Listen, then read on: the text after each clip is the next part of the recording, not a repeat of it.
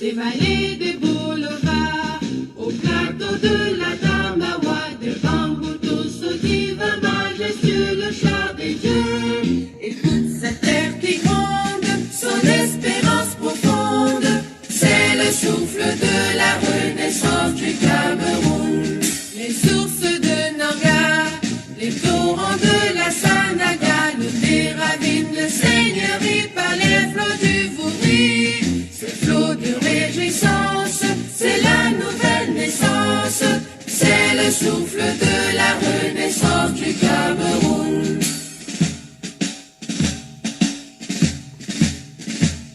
Sur les manèques Bouba, sur les crêtes de Rebouba, marque ça qui nous caresse, Bikoussi d'allégresse.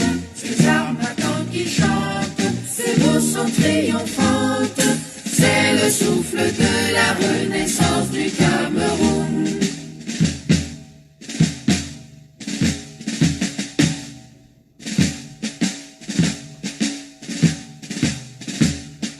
Gloire à Mangabel, gloire à Ruben Moumiobe, Wanje Moumie Mouna Fonta, Afana Posamba, lumière de la nation, éclaire nos cœurs de lion, c'est le souffle de la renaissance du Cameroun. De Kousseri à Batouri, de Bakassi à Kérosi, unis par le précieux ruban des noces de Fumba, des enfants tout amour, la nuit précède le jour, sur les sillons de la renaissance du Cameroun.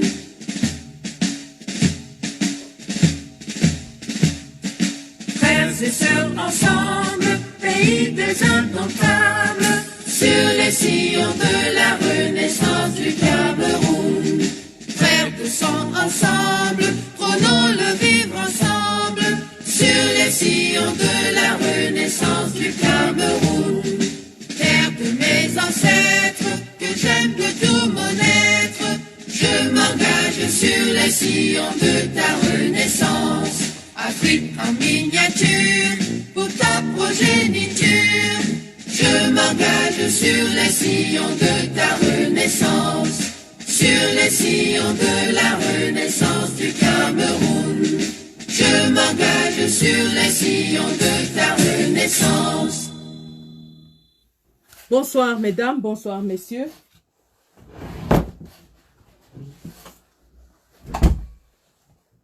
Bienvenue dans ce Facebook Live de Sandy. Facebook Live que j'ai attendu depuis 2 ans. Facebook Live que j'ai redouté depuis 2 ans. 2 ans. 2 ans que vous et nous avons mis nos vies en suspens. 2 ans que nous avons tout donné, tout sacrifié, tout mis dans ce combat. 2 ans où nous sommes allés des hauts vers les bas. 2 ans où nous avons mis de notre argent, de notre énergie, de notre temps, où nous avons perdu la santé, où nous avons perdu le sommeil. 2 ans. Pire encore.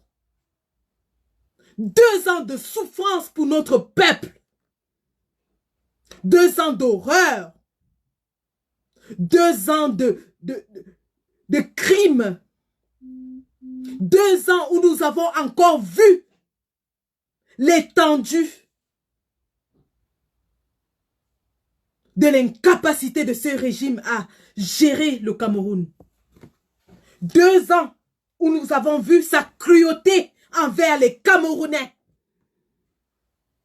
2 ans où nous avons assisté aux scènes les plus atroces, les plus ignobles. 2 ans où des milliers de Camerounais ont perdu leur vie.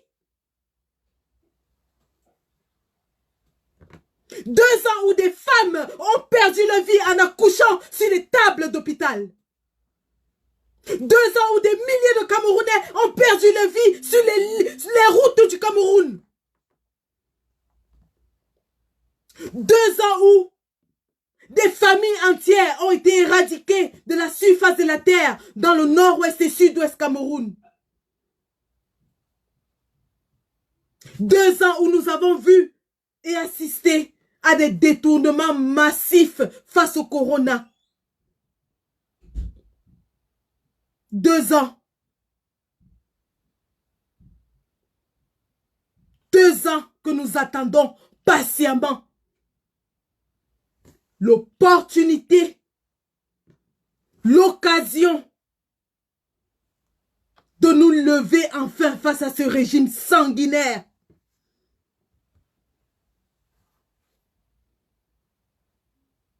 2 ans que nos camarades ont passé en prison. 2 ans qui n'ont pas eu droit à leurs avocats, à leur famille.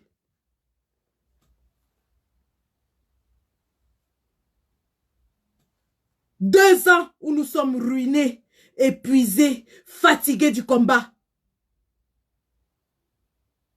2 ans où nous attendons enfin cette étincelle qui va jaillir. 2 ans où nous tournons et nous nous en prenons les uns aux autres parce qu'on ne voit pas l'issue. 2 ans. 2 ans.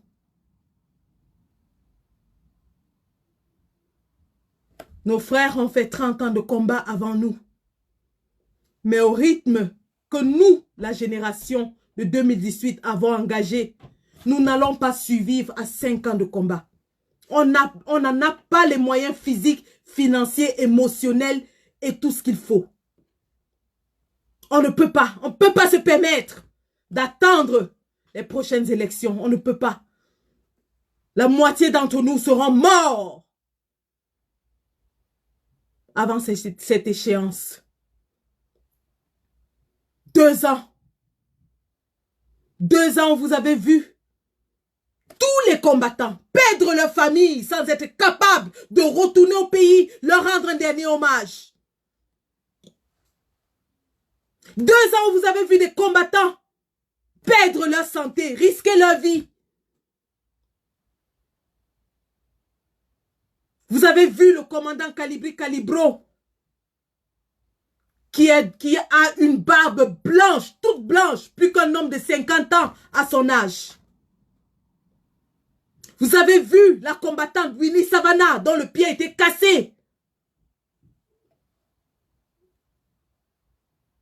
Je ne parlerai pas de moi parce que vous savez tout ce qui m'est arrivé. 2 ans. Derrière, on a des combattants qui ont contracté des maladies. On en a qui ont été ruinés. On continue de puiser dans nos tripes pour garder ce combat en vie. 2 ans, bon sang. Bon sang.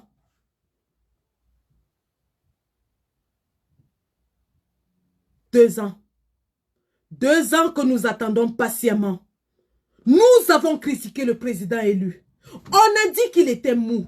On a dit qu'il était trop intellectuel. On a dit qu'il était trop patentiste. Le président élu nous a parlé.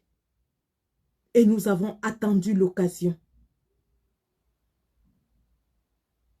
L'occasion se présente. Combattants du Cameroun et de l'extérieur, est-ce que nous allons laisser passer cette occasion de nous débarrasser de ce gouvernement qui nous opprime, qui nous réduit à notre plus simple expression, qui nous terrorise, qui martyrise nos familles, qui réduit le Cameroun à une honte internationale? Est-ce que nous allons laisser nos 2 ans de combat tomber à l'eau? Est-ce que nous allons accepter que ces sacrifices que vous et nous avons consentis soient vains?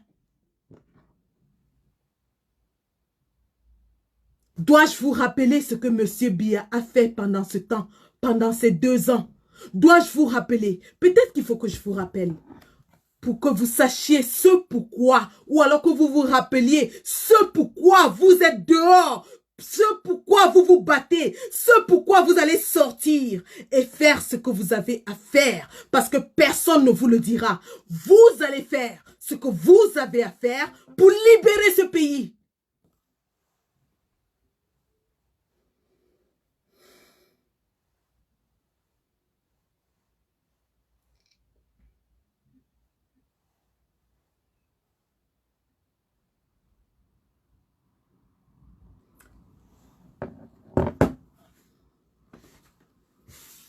Je vais vous montrer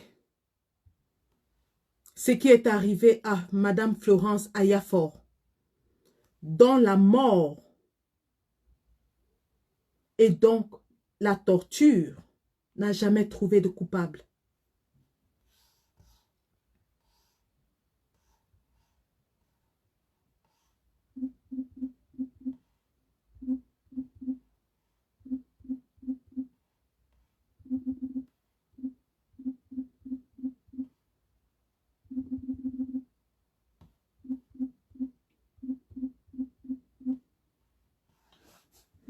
Un instant, s'il vous plaît. Je tape juste parce que c'est disponible dans le domaine public.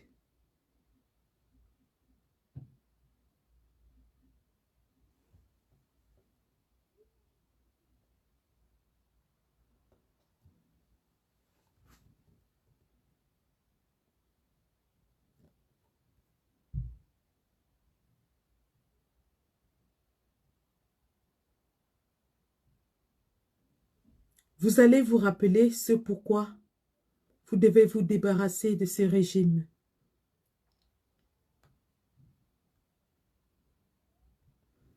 Regardez comment une femme a été traitée au Cameroun de M. Paul Biya.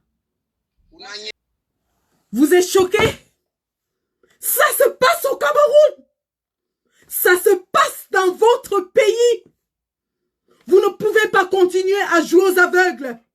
Un pays où la femme est traînée nue, jambes écartes, fusil pointé dans ses parties génitales. Ça se passe dans votre pays. Ça se passe sous Paul Biya. On lui reproche de supporter Phil Marshall. Voilà pourquoi vous êtes dehors. Vous ne faites rien. Hier, c'était Florence Ayafor. Demain, ça sera votre mère. Demain, ça sera votre cousine. Demain, ça sera votre sœur. Voilà à quoi Paul Biya nous a amenés. C'est de ça qu'il est question. C'est de ça qu'il est question. C'est de ça qu'il est question. Ça fait 2 ans, bon sang, que nous faisons des postes, nous commentons. L'heure est venue. Combattants, l'heure est venue. Bon sang, l'heure est venue. On est fort pour dire. S'il faut que je meure, alors je vais mourir. L'heure est venue de le prouver. Le leader de cette révolution, bon sang, le professeur Maurice Kamto, il a fait 9 mois en prison. Il a subi toutes les humiliations possibles.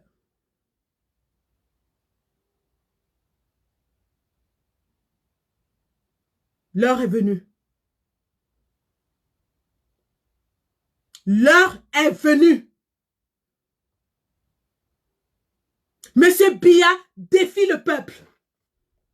Je vous rappelle que le peuple, c'est pas la population. Nous n'avons pas besoin des 25 millions de Camerounais dans les rues. Nous avons besoin des Camerounais mobilisés, conscients, capables de renverser la vapeur. 1000 Camerounais, 2000 Camerounais, peu importe.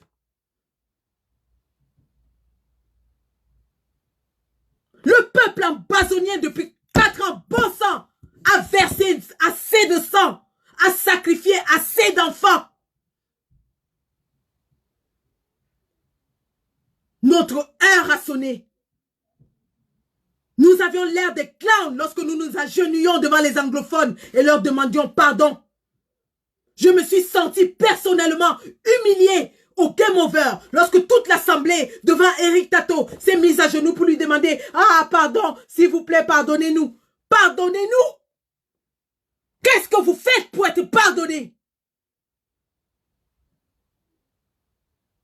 Comment est-ce que le peuple anglophone va vous pardonner si vous continuez à rester derrière les claviers? Vous ne faites rien.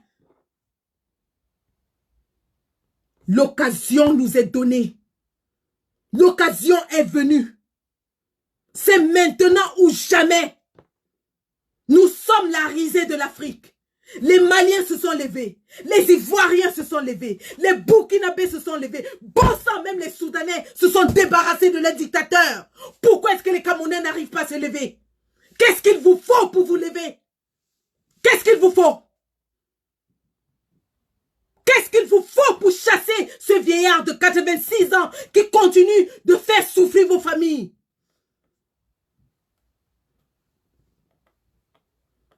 Récemment, un combattant a enterré sa jeune épouse et son enfant parce qu'elle est décédée sur une table d'accouchement.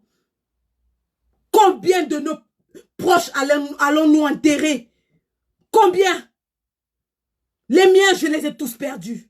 Je n'ai plus rien à perdre. Je n'ai plus rien à perdre sauf ma vie. Je suis prête à la mettre sur l'autel de la liberté du Cameroun. Je suis prête à mettre la mienne.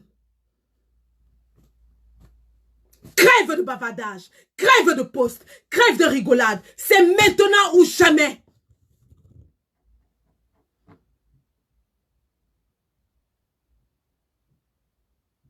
Dois-je vous rappeler ce que le président élu a dit?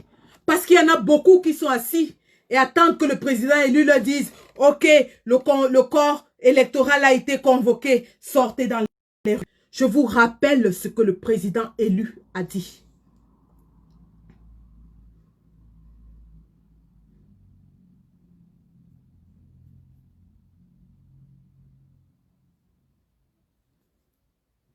Un instant, s'il vous plaît. Faut qu'on vous le rappelle. Parce que les Camerounais aiment la répétition. Nous allons le marteler encore et encore et encore et encore.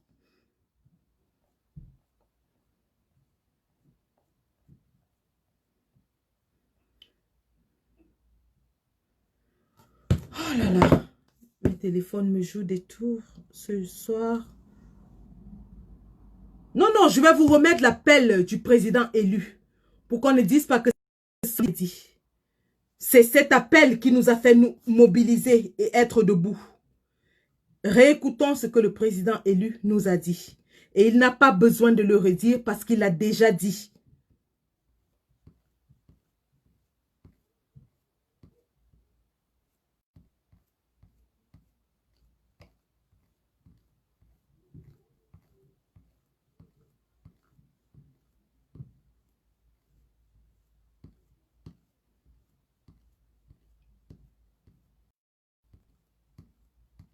Alors, que je retrouve, voilà. Chers compatriotes, les Camerounais de bonne foi, indépendamment des bords politiques et de toutes autres sensibilités, les observateurs étrangers,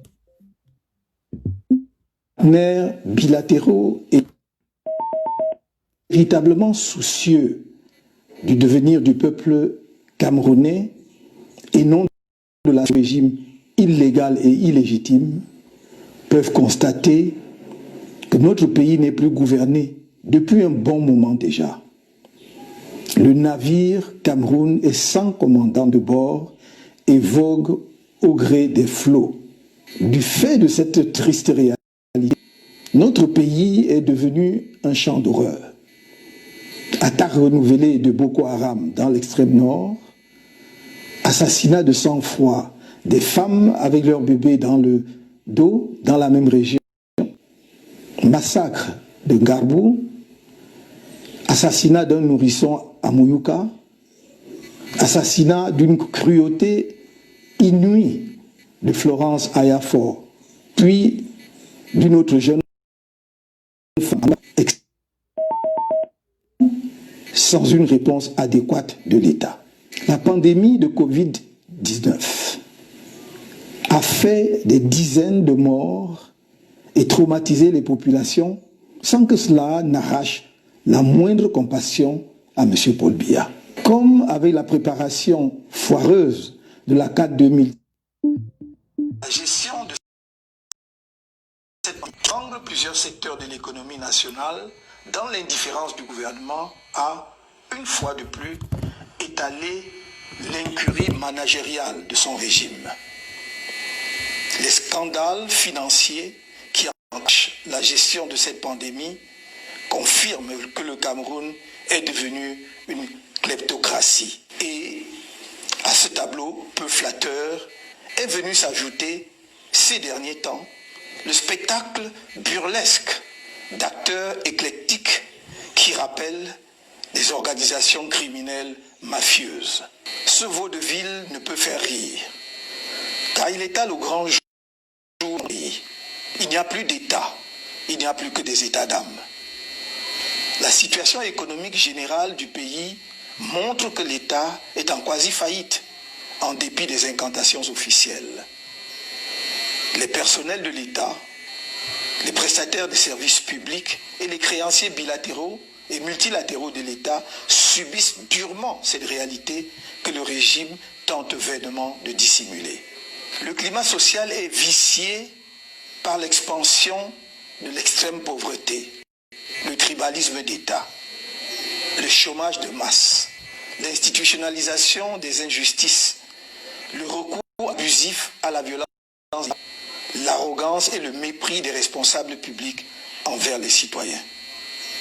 M. Biya gouverne le Cameroun par le mépris et la terreur depuis près de 40 ans. Il a détourné les résultats du scrutin présidentiel du 7 octobre 2018 et a cru obtenir sa reconnaissance en torturant et en jetant en prison des centaines de citoyens qui manifestaient pacifiquement contre ce hold-up électoral. Mes chers compatriotes, dans mon appel à la mobilisation générale et à la vigilance, le 1er juin 2020, je vous invitais à vous tenir prêts pour qu'ensemble et pacifiquement, nous disions non illégitime de M. Paul Biya. Si jamais le processus conduisant au scrutin régional était lancé, semblable des deux exigences suivantes. De la crise anglophone par la mise en place d'un cessez-le-feu, d'un vrai dialogue politique national inclusif. La consensuelle du système électoral actuel, dont tout le monde reconnaît désormais les fraudes électorales massives, conduisant à la légitime et constituant la cause des tensions et des crises post-électorales du pays. On appelle à ce dialogue régler de façon le conflit armé qui empêche d'élections libres, transparentes,